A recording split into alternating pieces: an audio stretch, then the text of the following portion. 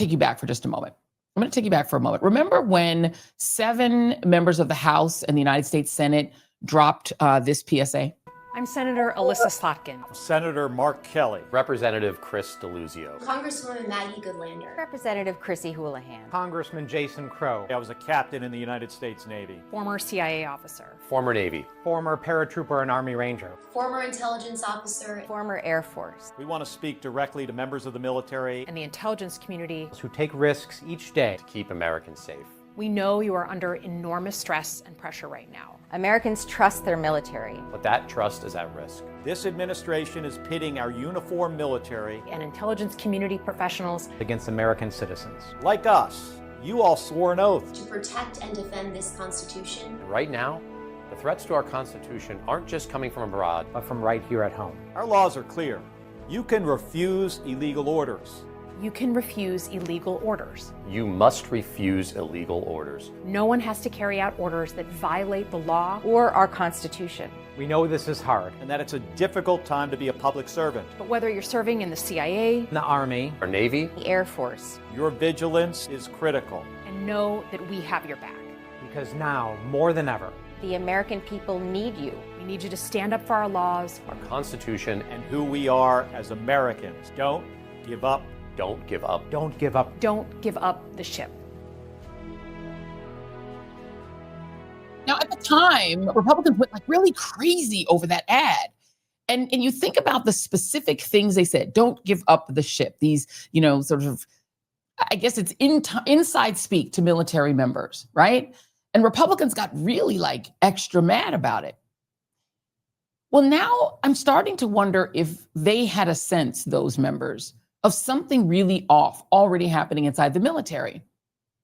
And the one thing I think maybe that those members and United States senators should have included in that PSA was a warning that if you do give up the ship, if you do agree to perform illegal orders from your commander-in-chief, the current Secretary of State will likely throw you under the bus.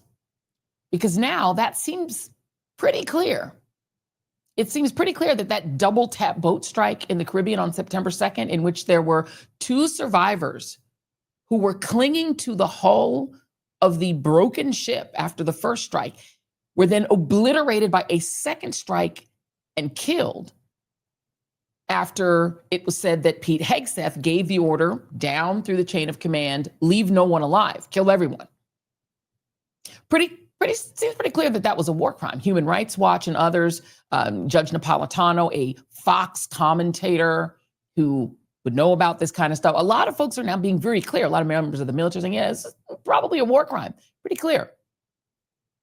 Well, now that that seems pretty clear to most people, Mr. Tough Guy, Secretary of War, Pete Hegseth, he doesn't seem to want to take responsibility for it. Suddenly, it's the commander's fault. Administration deny that that second strike happened, or did it happen and the administration denies that Secretary Hegseth gave the order? The latter is true, Abe, and I have a statement to read for you here. President Trump and Secretary Hegseth have made it clear that presidentially designated narco-terrorist groups are subject to lethal targeting in accordance with the laws of war. With respect to the strikes in question on September 2nd, Secretary Hegseth authorized Admiral Bradley to conduct these kinetic strikes. Admiral Bradley worked well within his authority and the law, directing the engagement to ensure the boat was destroyed and the threat to the United States of America was eliminated. And I would just add one more point to remind the American public why these lethal strikes are taking place. Because this administration has designated these narco-terrorists as foreign terrorist organizations. The president has a right to take them out if they are threatening the United States of America and if they are bringing illegal narcotics that are killing our citizens at a record rate, which is what they are doing. And under the previous administration, there was enough fentanyl trafficked into our country to kill every American man, woman, and child many times over. And so that's why you've seen a drastic difference in this administration's policy with respect to the last. And it's one of the many reasons the American public reelected this president and support this Secretary of War in conducting these strikes. So to clarify, Admiral Bradley was... Okay, so Admiral Bradley is responsible. Okay, so she says. Admiral Bradley is responsible. And the Pentagon spokeslady took it even further. have also been approved by the best military and civilian lawyers up and down the chain of command. A completely fake story in the Washington Post, now discredited by the New York Times, tried to mischaracterize these successful strikes in bad faith. It was an attempt to damage the secretary and the president, and the people saw through it. The phony Washington Post story even attributed statements to the secretary that were totally fabricated. He never said them. That is the epitome of fake news. As the White House confirmed yesterday, the decision to restrike the narco-terrorist vessel was made by Admiral Bradley, operating under clear and long-standing authorities to ensure the boat was destroyed and the threat to the United States was eliminated. Secretary Hegseth stands behind Admiral Bradley 100%. Admiral Bradley made the right call, and unlike the previous administration, we have our warfighters back at this department. This department will defend our homeland. This is not a catchphrase, it is a commitment. And as the Secretary said, when it comes to killing narco-terrorists, we have only just begun.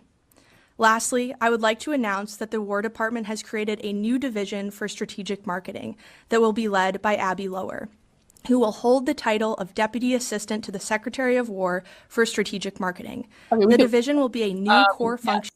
So she blames Admiral Frank Bradley, who, by the way, is a Navy admiral, and the team that committed to conduct these strikes is SEAL Team 6, the SEAL Team 6, that the same division that killed Osama bin Laden, not the same people, obviously. So she blames Admiral Bradley, says, no, this is totally him. and all the stories are a lie. The New York Times story did not disprove the Washington Post story, which is the original reporting on this. It didn't.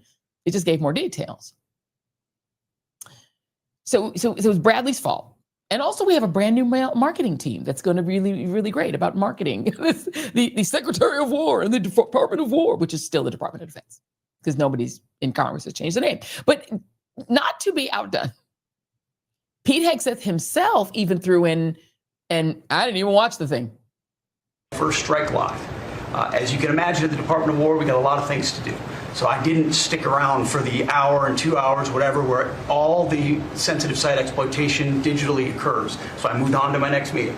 A couple of hours later, I learned that commander had made which he had the complete authority to do. And by the way, Admiral Bradley made the correct decision to ultimately sink the boat and eliminate the threat. He sunk the boat, and eliminated the threat. And it was the right call. We have his back. And the American people are safer because narco-terrorists know you can't bring drugs through the water and eventually on land if necessary to the American people. We will eliminate that threat, and we're proud to do it. So you didn't see any survivors, to be clear, after that first strike? You personally? I did not personally see survivors, but I stand, because the thing was on fire. It was exploded and fire and smoke. You can't see anything. You got digital. This is called the fog of war. This is what you in the press don't understand. You sit in your air-conditioned offices or up on Capitol Hill and you nitpick and you plant fake stories in the Washington Post about kill everybody, phrases on anonymous sources not based in anything, not based in any truth at all. And then you want to throw out really irresponsible terms about American heroes, about the judgment that they made. I wrote a whole book on this topic because of what politicians and the press does to warfighters. President Trump has empowered commanders to do what is necessary, which is dark and difficult things in the dead of night on behalf of the American people. We support them, and we will stop the poisoning of the American people. And Mr. Secretary, on the second... So a few things there. Number one, we're not at war with narco-terrorism. The war on drugs does not involve actual war. Does he know that? Number two, no, nobody's casting aspersions on the quote-unquote war fighters. They're casting aspersions on you. And for somebody to have an actual quote that said, Pete Hegseth said, leave none alive, that means the call is coming from inside the house, Pete. Someone inside of your small circle and the small circle of that military operation must have been the one to leak that to the Washington Post. They didn't make it up. They must have got it from somebody inside the military who clearly felt uncomfortable with what happened. And the idea of stopping drugs, sure, great. We don't want fentanyl. But number one, fentanyl doesn't come from Venezuela.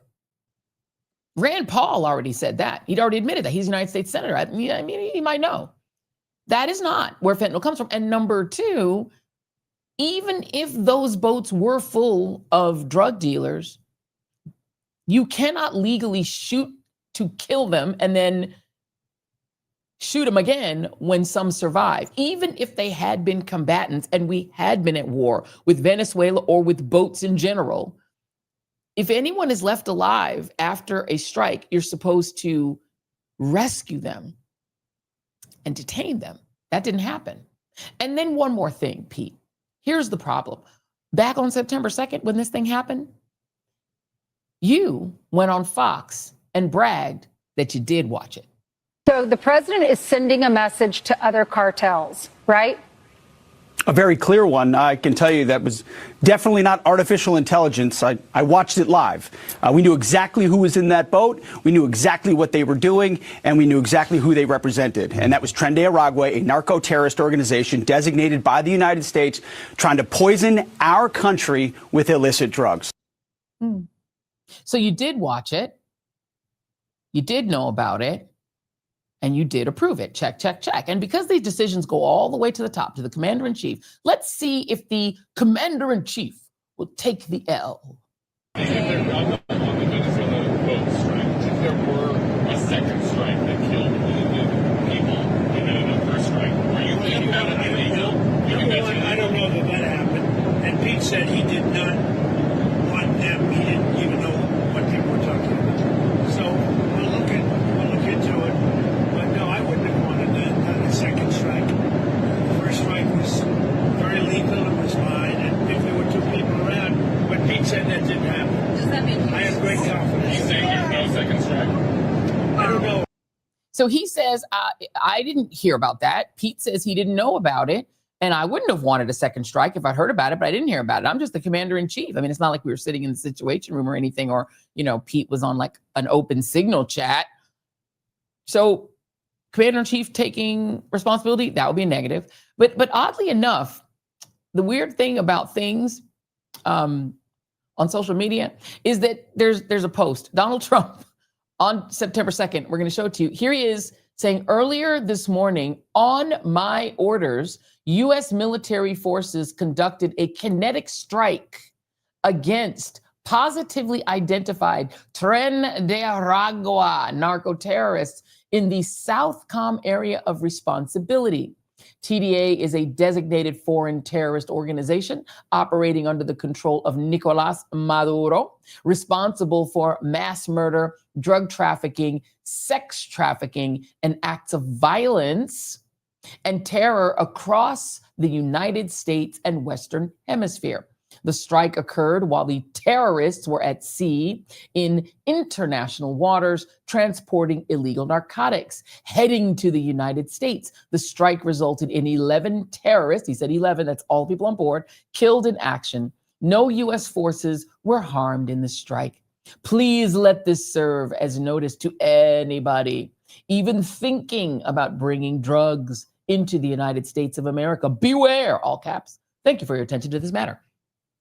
So with a lot of exclamation points, but here's the problem. He said 11 people he called terrorists. He said they know their identities and they have information that they were part of Tren de Aragua. So where's that information? Number two, we're not at war with Tren de Aragua, and you can't just designate people as terrorists and then kill them at sea. It's actually a war crime. And now he's going even further, hinting that there are more strikes to come, except this time on the ground. Find out about. Those numbers are down. Those numbers are down. They're way down. And they're down because we're doing these strikes, and we're going to start doing those strikes on land too. The land is much easier. It's much easier. And we know the routes they take. We know everything about them. We know where they live. We know where the bad ones live. And we're going to start that very soon too. Mr. President, thank you so much, Mr. President. So apparently now we're going to have ground strikes too. And if we do wind up now doing strikes on the ground, shouldn't we all just assume that it's going to be for the exact same reason Trump has always wanted to go to war? Here's A9. On a humanitarian basis, immediately go into Libya, knock this guy out very quickly, very surgically, very effectively, and save the lives. After it's all done, we go to the protesters who end up running the country. They're going to like us a lot better than they will if we don't do it. More importantly, we're going to save lives. And we should then say, by the way, from all of your oil, we want reimbursement. We should have said, we'll help you, but we want 50% of your oil. They would have absolutely said, okay, 100%. In fact, they would have said, how about 75%? So, and isn't it sad? We could have had anything we wanted. We could have had 50% of those oil fields. You know, in the old days, when you had a war, it's to the victor belong the spoils. And now remember, and I sent you the document, I said in 2004 we should not go in and do that whole thing with Iraq. It was a disaster because I said that Iran will take over and it'll totally destabilize the Middle East. But there's nobody bigger or better at the military than I am. Are you telling me you're going to send American ground troops into Syria? I'm not telling you anything. And the reason I'm not is because if I run and I win, I don't want them to know the game plan. Okay. Let me but just you say have something. to, if Bill, you want to hit them hard, I'm probably going to have to say I have a way that would be very effective with respect to ISIS. But when I watch Obama get up and talk about in 2 weeks we're doing this and in 3 weeks we're doing that. Put American ground troops in to chase them around? Take back the oil. Once you go over and take back that oil, they have nothing. But how do you take it back? Right, you have to go in. You have to go in. With ground troops? Well, you bomb the hell out of them, and then you encircle it, and then you go in, and you let Mobil go in, and you let our great oil companies go in. How about we're buying oil from Venezuela? When I left, Venezuela was ready to collapse. We would have taken it over. We would have gotten all that oil. It would have been right next door. But now we're buying oil from Venezuela, so we're making a dictator very rich. Can you believe this? Nobody can believe it. You know where the oil, their oil is garbage. It's horrible. The worst you can get, tar. It's like tar. And to refine it, you need special plants. And these people. And then they say he left troops in Syria. You know what I did? I left troops to take the oil. I took the oil. The only troops I have are taking the oil. They're protecting the oil. I took over. We're taking the oil. We're not taking the oil. Well, maybe we will. Maybe we won't. They're protecting the facility. I don't know. Maybe we should take it. But we have the oil. Right now, the United States has the oil. So they say he left troops in Syria. No, I got rid of all of them other than we're protecting the oil. We have the oil. I love the way Laura Ingraham tries to help him out and the way Bill O'Reilly used to try on Fox. Remember why Bill O'Reilly left Fox, right? Same reason a lot of them left Fox. Joining me now is Congresswoman Debbie Wasserman Schultz of the great state of Florida. Congresswoman, are we on the brink of another war for oil, but this time in our own hemisphere in Venezuela? Joy, it's good to see you. Thanks for having me on. And, you know, what we're dealing with here with Trump's policy towards Venezuela and Maduro is really completely inside out. Inside out, upside down, backwards. It's astonishing. He targets alleged drug boats, and there's no evidence, no due process, no declaration from the United States Congress. But then he pardons drug lords that are convicted in a U.S. court. He declares Maduro a terrorist, but then he props him up by lifting sanctions and letting oil money flow into his coffers, which keeps him in power. He threatens to shut down airspace, which he can't do, but he keeps up the deal he has with Maduro for deportation flights. And all of this is in service of making sure that the oil money continues to flow, that money in general continues to flow into his own coffers. That's always what it's about at the end of the day for Donald Trump. And Donald Trump asked oil companies to give him something like $1 billion during the campaign. He pledged, you give me oil. He was like a pay for play. And Lev Parnas has been on this program saying that what he's attempting to do now is this is the play, right? They paid. And now the idea is, you heard him name check the literal individual oil company in one of his previous rants about taking the oil. Is the goal here to let American oil giants now go and exploit Venezuela and get it up to speed in terms of its oil output? It's the largest oil reserves on earth, but they are way underwater when it comes to actual production. Yeah, of course they are, because, Maduro has driven his country economically into the ground. He is a brutal terrorist who is illegally holding power. The rightful president of Venezuela is Edmundo Gonzalez, and we need a democratic transition if we really want to make sure that we can restore Venezuela back to its prosperity and it being an economic power in the region. We need to make sure that we can transition Venezuela to democracy. But I mean, Donald Trump, is destroying democracy here. So no one should expect that he would make democracy a priority in Venezuela. He has an incongruous, hateful, horrific policy. By the way, I mean, Joy, you've spent time in South Florida, and you know how vibrant our Venezuelan community. I represent one of the largest concentrations in our country. And these are folks, he's deporting. He revoked TPS for Venezuelans who had to pass background checks and who went through the lawful process to be able to be here safely in our country. And a guy who he's declared a terrorist, who he's threatening with some of our most significant military assets, he is saying, on the other hand, that it's a safe country to send 400,000 people back to. And 400,000 people whose family members who are Venezuelan American largely voted for Trump. Cuban Americans and Venezuelans are both on that list of people that they are culling in huge numbers and that they've marked for exclusion. No more immigration from those two countries. And yet they, as you said, and I think accurately, according to Maduro, declare him to be an illegitimate dictator. Right. I won't cry tears if Maduro's gone. He should be gone. But there's a way to have him be gone. We need to bring our allies in the region together. We need to bring pressure to bear. We need to reapply sanctions. And look, I'm not gonna shed any tears if Maduro is no longer in power. But we also need to not be putting Americans in harm's way in order to bring that process about. And we need to not be sending hundreds of thousands of people who went through a lawful process under TPS back into the arms of someone we declared a terrorist. And by the way, over the airspace that Trump has declared closed, he's coordinating with Maduro. That's the bribe that he's paying.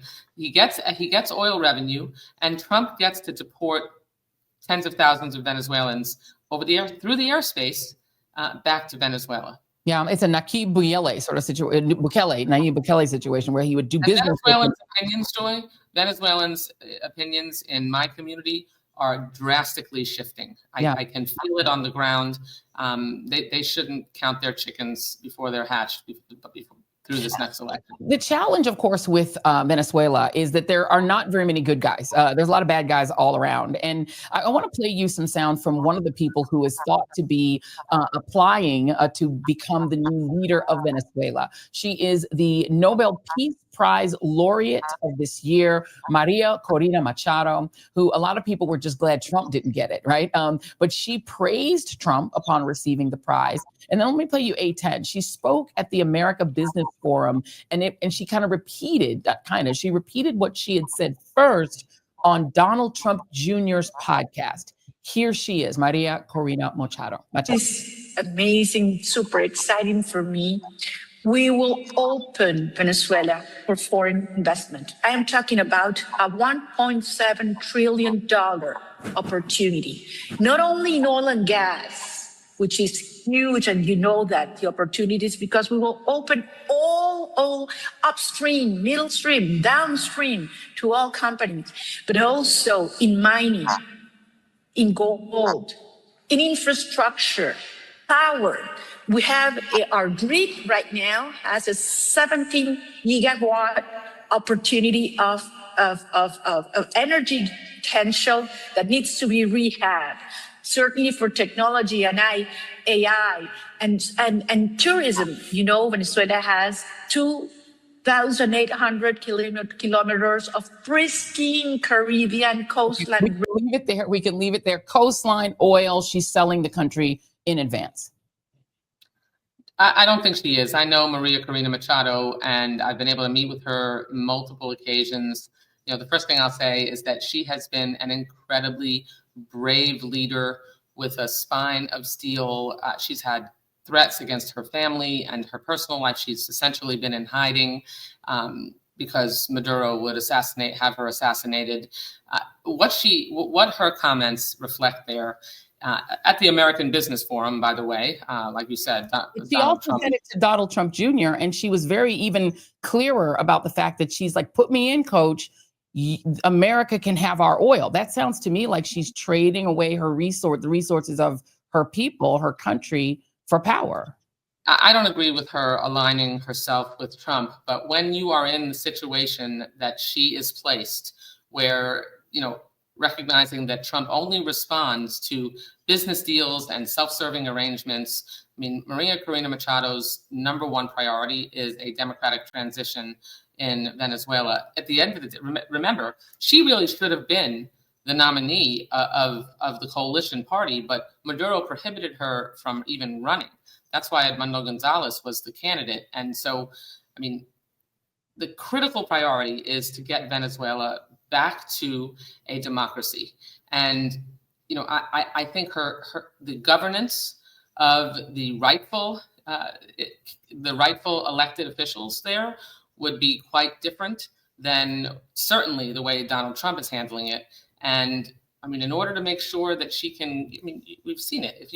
To keep Donald Trump focused on a shred of movement towards democracy, she has to make sure that she's speaking their language. And I understand it, even if I don't really care for the game that she's got to play. It's giving Ahmad Chalabi vibes. I only have a short more time with you, so I have one more question. And this is 812, Jason. You did meet with Prime Minister Bibi Netanyahu when he came to the United States. We're talking about people who are dictators, who are autocrats, who are sucking up to Trump and cutting deals with him. Bibi is one of those. He's all three of those things. And he's also, at this stage, an adjudicated war criminal per the ICJ. He's now asked for a pardon in his country.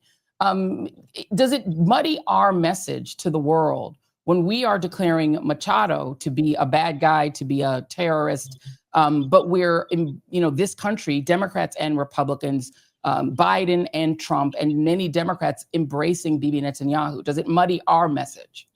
Well, let me be clear. We have a difference of opinion on whether Prime Minister Netanyahu is a war criminal. But the ICJ has adjudicated him as such. Right, and I disagree strongly with the ICJ's decision about that. He is not a war criminal. He's the elected prime minister, like it or not, of the state of Israel, and they suffered the most significant, deadly attack since the creation of the state of Israel and since the Holocaust, and certainly had every right to defend themselves and also make sure that their national security interests were protected into the future. But the difference here, Joy, is that Bibi Netanyahu is an elected official. He is, right, like it or not, he is the elected, legitimate leader, even if some people don't like his policies, of the state of Israel. Maduro is someone who stole power, who refused to leave power, even though he clearly overwhelmingly lost the election.